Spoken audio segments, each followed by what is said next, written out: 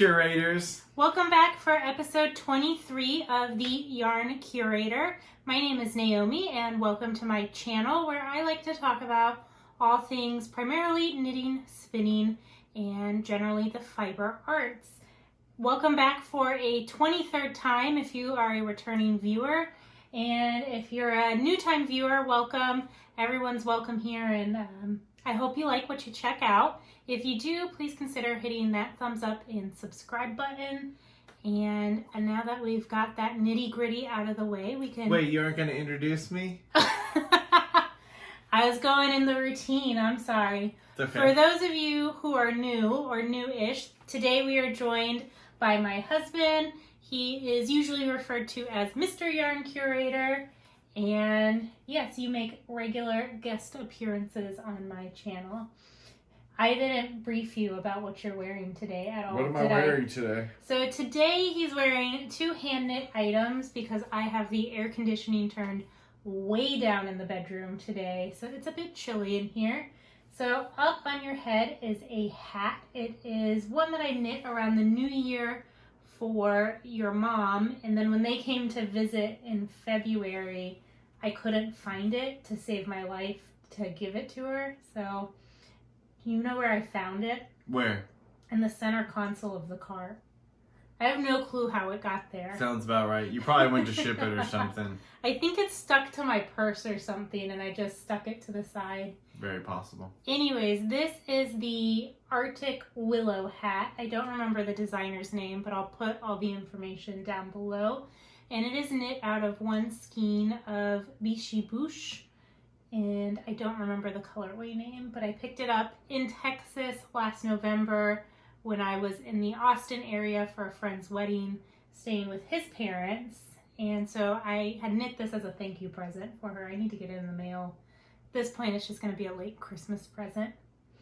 So, and then adorning your lower half is the Exploration Station. This is a pattern by Stephen West, and it is knit out of 4 different skeins of yarn.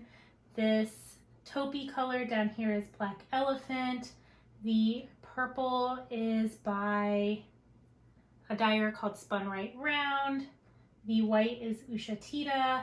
And then the light blue, which you can see in here, is by Knox Yarn Co. How do you like that shawl? It's okay. That's my favorite shawl that I've knit. It's alright. I also forgot, if you would like to follow me on social media, I am the Yarn Curator on Instagram and House of Cardigans on Ravelry. I know Ravelry has its issues right now in terms of accessibility, and so if you don't want to go on there, that's fine. What do you mean? So they launched a redesign 2 or 3 weeks ago. Okay. And with the way the new color scheme is working, it's triggering some people to have seizures and migraines and... Really? Yeah, like really mad. It gives me a headache. So you can switch to classic mode and use the old design, but you still have to use the new design to get to the old design. Don't die. Don't die. Yeah, so it's caused 8 seizures so far. But I was going to say, so thank you for reminding me, that if you still want to use Ravelry to access your patterns, I use a paid-for app. It's a third-party app called Ravit. It's $5 and you own the app for your... Ravage? Ravit. Okay. I was thinking, what an odd name. But yeah, you pay $5, you own the app. If you get a new phone, it's linked to your iTunes, or I think it's only available via Apple. But it's a third-party app that uses the Ravelry website, and you can still browse patterns, you can download them, pay for them. I really like it for uploading pictures to Ravelry. It's a little bit more intuitive, so that is an option as well. Hey, what's going on with your tie? Oh yeah, did everyone have a good 4th of July? Was it safe, fun? Somber this year, I'd say. Not for our neighbors. Not for our neighbors. Oh my God. You must have slept through it, but about 10:30 last night, they were blasting Born in the USA for like 10 minutes straight and shooting off fireworks. We're more introspective about the holiday. Yes. What it actually means and this and that. So, we're not fireworks type of people. No, we're pretty quiet. So yeah, this is in honor of the 4th. That was given to me by one of my coworkers. Shout out to Lisa, who will never ever see this video. She got it in, did you say Georgia? Alabama. At like a road stop. So thank you for reminding me. Now I can take it off because I totally forgot that I was wearing it, because underneath is my awesome Doctor Who shirt.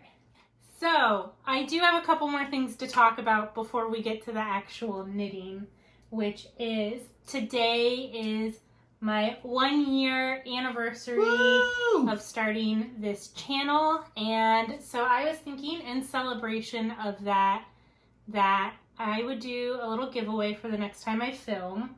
And in order to be entered, I was going to do an Ask Me Anything. So I'll respond to this video in the comments with answers to those. So if you want to be eligible, put a question down below.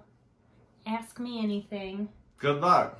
Within reason. Nothing too crazy, hopefully, or embarrassing. It's the internet. This is true.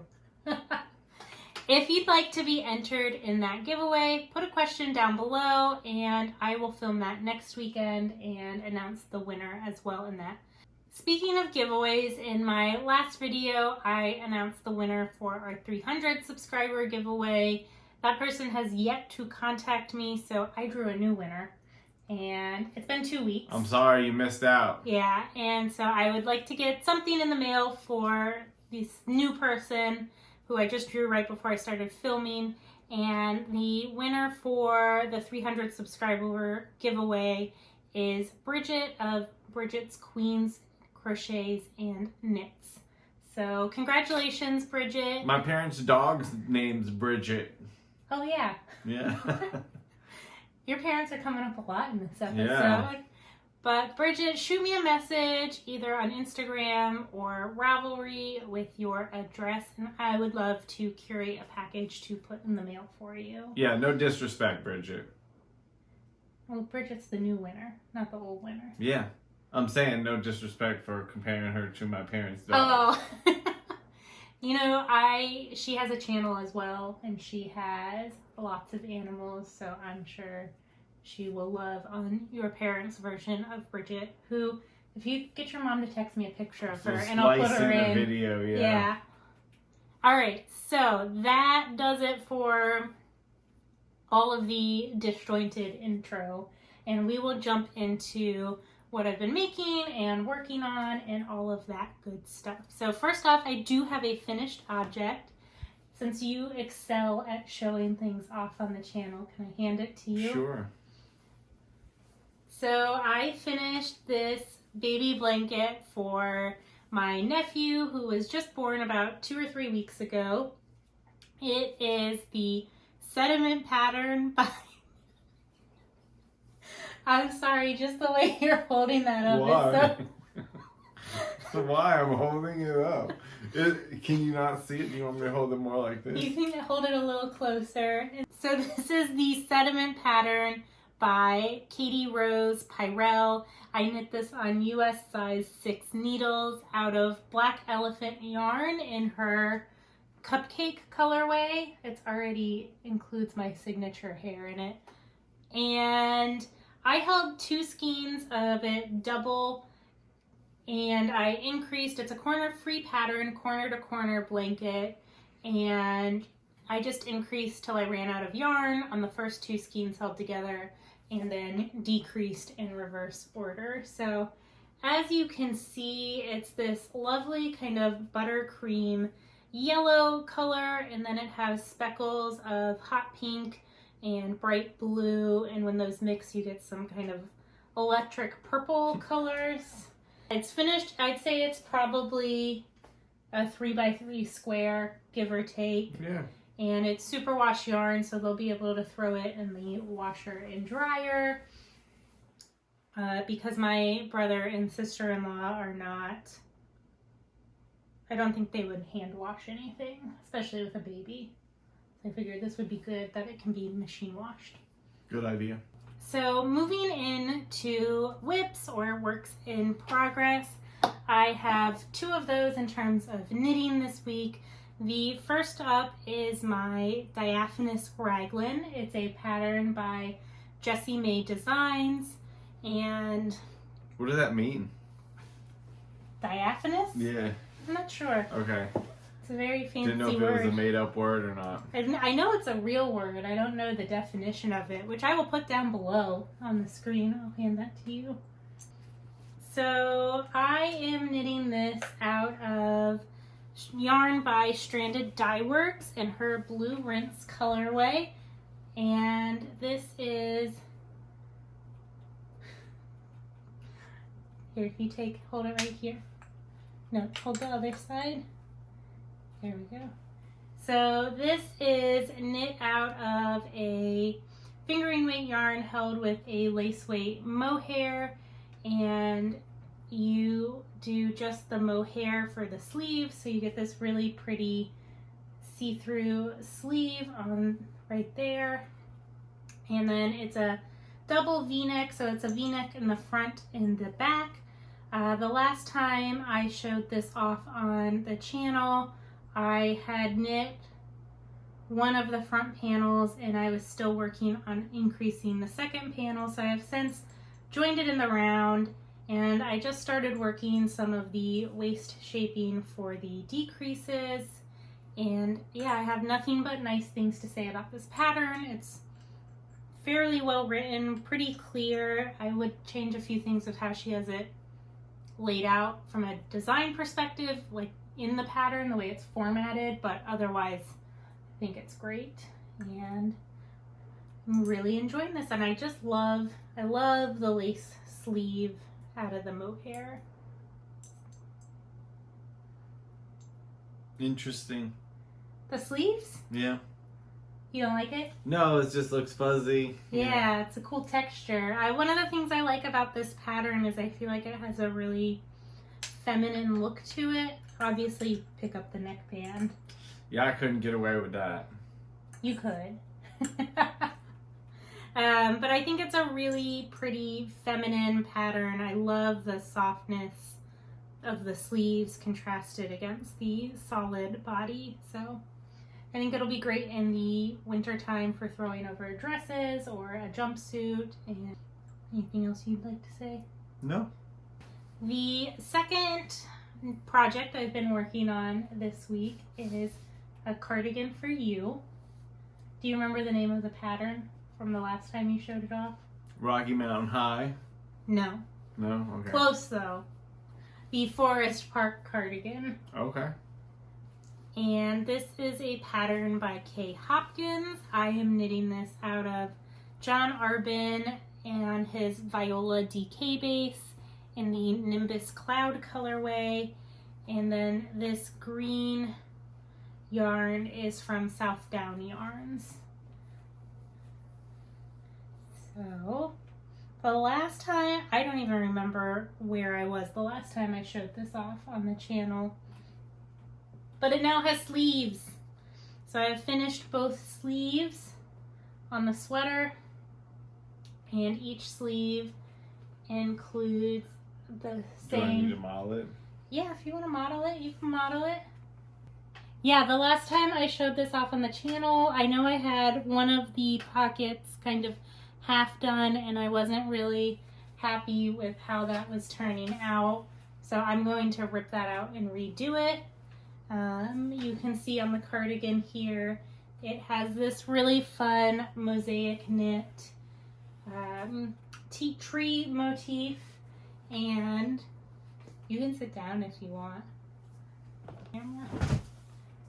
This is a cardigan that he asked me for when he started his new job back in February, and it's almost there. It's almost ready for you to be able to take in and wear at work. I just have to do the button band around the neck and the collar and finish the pockets. So I'm hoping by time I film my next episode that this will be finished. So yeah, this project is coming along. I'm excited to get it off the needles. And if you guys are interested, I will do a short, like 5-minute rundown dedicated to reviewing the pattern and the yarn and all of those things once it's fully complete. And moving on into spinning, for all of my spinners out there, happy Tour de Fleece. Yeah, get it. For those of you who aren't spinners, every year during the Tour de France, spinners worldwide participate in a totally made up competition with themselves called Tour de Fleece, and the whole point of the tour is to challenge yourself as a spinner to either try new techniques or work through your fiber. And so the people who organize it have different days based on the actual Tour de France. So like on days that they're doing more mountainous climbs, you're supposed to do like a harder challenge for yourself, and it's just for fun. There's no like prizes. It's not like an organized thing or anything, but it's just a fun way to challenge yourself in the summertime.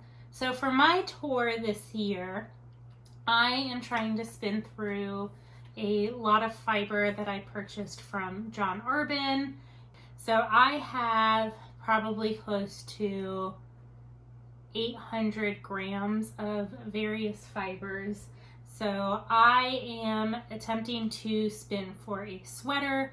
It's an all-over colorwork sweater that uses 5 different colors. I'm not going to go too in-depth about that project today because I am filming the process and I want to save most of that information for that video. But I will show you guys, I finished spinning the main color for the body of the sweater. So this is his Yarnadelic base. It's 100% Coriadale, and I have spun 200 grams of this really pretty indigo dust color. I believe this is close to 300 yards, which is not going to be enough for the main color of the project I have in mind. So I ordered just a little bit more that I'll need to be able to finish up that project. And it's a really affordable fiber. I think it retails for about £5 UK, which is about $6 US per 100 grams. So I will not complain about that at Who is all. this? John Arbon. Ja. Anybody call him Ja? J-A, Ja? No. Like Ja Rule? No. And I did spin. My second color is finished. This is the Hey Moon colorway. It's this really pretty mauve pink color with hints of blue, pink, and yellow in there. And I posted a picture of this fiber while it was a work in progress on my Instagram the other day if you want to see what it looks like both in the roving and spun up into the singles.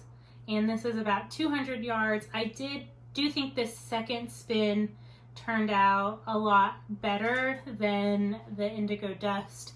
I think I was aiming for a sport weight, and I definitely think I hit that with this yarn. So you can see behind me are 2 more colors that I'll be spinning up next for that project. And then I thought it would be fun, since it's the 1-year anniversary of my channel, to give you guys an update on the fleece that I purchased last summer from a lovely little Shetland named Camille. And so I have yet to spin Camille, full disclosure, but Camille is what gave me the push to start the channel. And I just came home one day after work and I was so excited. I sat down with my phone, recorded in the wrong direction, and decided to jump with 2 feet into this whole process and documenting things and all of that good stuff. So I'm still in the process of processing her fleece, but I thought I would show you guys kind of the stages everything is in. Thank you.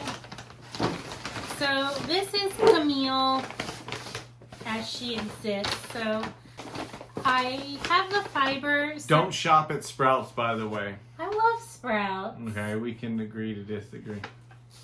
I have the fiber divided up into 3 different bags. This first bag is just the washed fleece, and it is just the locks after they dried, and I haven't yet separated them, but as you can see, there's still quite a bit of vegetable matter within the fleece there, and I think that's part of why I haven't finished processing this fleece. Is I don't think Camille was skirted, and she was a very happy lamb who rolled around in the dirt. Doo-doo. It's not doo-doo. That process is called skirting, and they remove the area around the... Anyways, so some of the fleece did, I think, get felted too in the scouring process. So anyways, what I like to do is I take a handful out of this bag and I'll just separate it and kind of fluff out the fiber, which helps get some of the little bits of grass and whatnot out of the fiber. So step 2 is I then put all that separated fiber into another bag, and so that's all of this in here, as those locks have been pulled out and separated in preparation for running them through my drum carder.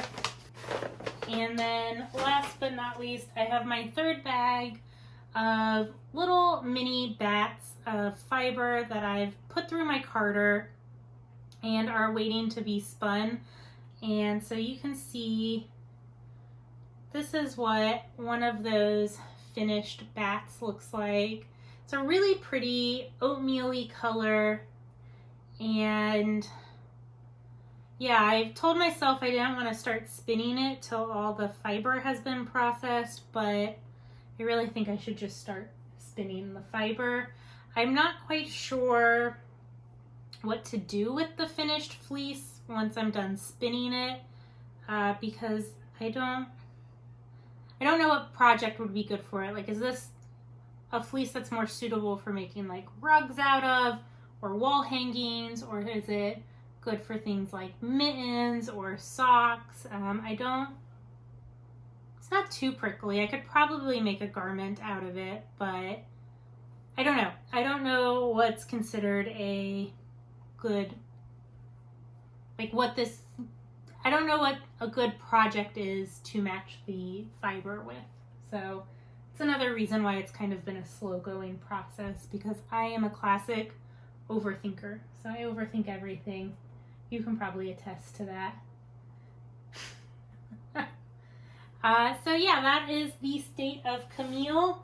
I have almost one bag full of this carded processed fiber though.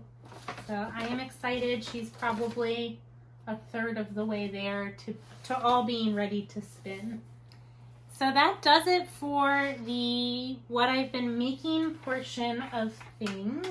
I did get a little bit of happy mail from Zoe, who is my sister, who has the Felicity Yarn Studio channel, which is the same name as her Etsy shop. And so she sent me a little care package the other day that included some fabrics, and she has started making tiny little beaded stitch markers. So I thought I would show those off here. She made me a custom one for my kitty cat Lucy, who passed away 2 years ago, and she was all white with the bright blue eyes and pink ears. So that's my little Lucy marker. And then she also sent a yarn ball,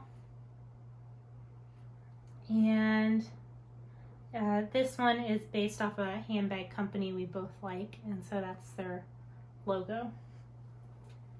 Don't get sued. Nah. I was just gonna say, kind of to circle back to everything for it being a 1-year anniversary episode, feel free to chime in if you'd like, as a yarn / YouTube spouse, if you've learned anything over the last year. But I know I've watched my taste change in terms of types of yarns I like to knit with. I've really been attracted to more rustic, rare breeds lately. Even though I still knit with plenty of hand-dyed or speckled yarns, I'm definitely feeling the more rustic yarns, like what I knit my stalactites out of. I wouldn't classify this as rustic, but it's definitely a non-superwash. It's special in that it's specialty milled, and I've really enjoyed the process of kind of sharing my love of the craft with the community. I've loved watching this channel grow. I really enjoy interacting with you guys in the comments, and so it's been really cool. I'm just really grateful that so many of you guys are enjoying the channel and listening to me wax poetic about yarns or books or life. And so thank you so much for joining me on the journey. By no means is this the end, because that's started to sound like a swan song, but I just really want to express my thank you for coming back week after week after week to spend a little bit of time with me. And yes, thank you. Oh, thank you, Bao. I do have some ideas for the channel moving forward, so you guys might see some new different kinds of content. I have a list in my notebook here of about 20 different video ideas that I want to try out, from documenting spins through projects to different types of sweater garments, construction methods out there. I got ideas, and so I'm excited to start sharing those now that I feel like I got my feet underneath me with what we're doing here. So do you want to say anything a year into becoming Mr. Yarn Curator? No, there's a lot of yarn out there. Oh, our neighbors have started fireworks again. And it's only, like 4 o'clock in the afternoon? Yeah. I was going to say, when I was a kid, when I was 16, my dad told me there would always be a used car out there that you could buy. Because I don't know, I don't remember what I wanted, but I know I was car shopping. So I always think of that with yarn. There will always be more yarn out there, used or new. It's the same. True. So, until next time, you guys, I hope you enjoy your making, your crafting, or whatever brings you joy. Remember to stay safe, wash your hands, be kind to one another, and leave a question down below to be entered into that 300 subscriber giveaway. So until next time, talk to you later. Bye-bye. Bye.